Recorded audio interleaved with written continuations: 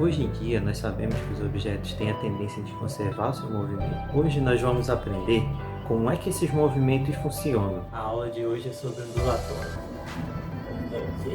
Parte da física é responsável por estudar os movimentos das ondas. Hoje vamos falar sobre escalas termômetras, que são usadas para indicar a temperatura. Um abração, galera. Abraço, até a próxima aula. Um abraço, galera. Fala galerinha, sou o OJ, assistente virtual do professor Jossandro. É um prazer finalmente falar com vocês. Fiquem agora com a aula de hoje. Fui. Hoje vamos falar sobre calor latente. Na aula passada, nós vimos de maneira geral o que seria o calor e como ele afeta os objetos através do calor sensível. Primeiramente, o que seria o calor? Ou, na verdade, você não tem o calor, né? Vai que fique bem claro o que nós abordamos na aula passada. Você não tem o calor, você sente o calor. Então, o calor, na verdade, é uma manifestação de energia. O que você tem é a manifestação de energia, que ela pode ser transferida para outros corpos. No caso desse calor, ele afeta os objetos em duas formas. Uma delas pode ser na mudança de temperatura, foi o caso que a gente viu na aula passada, que é o caso do calor sensível, né? Porque há uma variação de temperatura, tanto é que a fórmula para calcular, ela exige isso, né? Que você calcule qual é essa variação de temperatura para que seja feito. E nós vamos ver hoje o calor latente, que é quando ocorre uma mudança na fase, transformação de temperatura, ou seja, ela altera o estado físico da matéria, né? Então, objetos que estão sólidos podem ficar líquidos, objetos líquidos podem ficar gasosos ou vice-versa. Para calcular a quantidade de calor latente que os objetos possuem, nós utilizamos essa fórmula aqui, Q igual a M vezes L, onde o Q é a quantidade de calor, o M é a massa do objeto que você vai estudar e o L é o coeficiente de calor latente. Então eu gostaria que você observasse agora esse exemplo que eu vou passar para vocês. Se liga aí.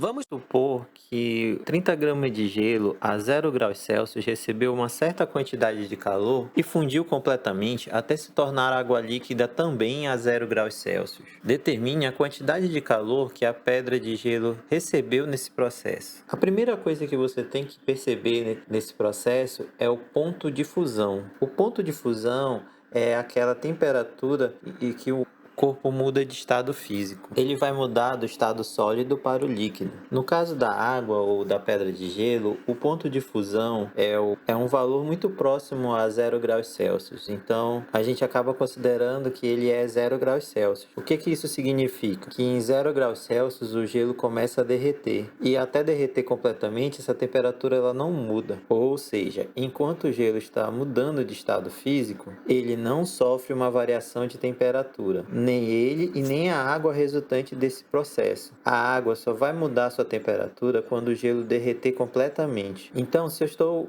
observando que o gelo está derretendo e ele permanece ainda a 0 graus Celsius e obtém água líquida também a 0 graus Celsius, nós não estamos falando de um processo de variação de temperatura, mas sim de um processo de mudança de estado físico. Se é um processo de mudança de estado físico, a quantidade de calor necessária para que essa pedra de gelo derreta vai ser igual a massa de gelo vezes esse valor tabelado, que é o calor latente. E esse calor latente ele vai depender de duas coisas: da substância que o corpo é feito, que nesse caso aqui é a água, e também da mudança do estado físico que está ocorrendo, que nesse caso é a fusão. No caso da água, a gente pode ter a fusão e a vaporização. Para que o gelo se torne água líquida, é necessário 80 calorias para cada grama de gelo. E para a água se torne vapor de água, é necessário 540 calorias para cada grama de água. Então, calor latente é algo que depende da substância e do estado físico que a substância está fazendo. Nesse exemplo aqui está ocorrendo uma fusão, uma mudança do estado sólido para o estado líquido. Então, para calcular a quantidade de calor necessária para esse processo, para que esse processo ocorra, basta multiplicar a massa de gelo, que nesse caso é 30 gramas, com o calor latente de fusão da água, que é 80 calorias por grama. 30 vezes 80 é igual a 2.400 calorias.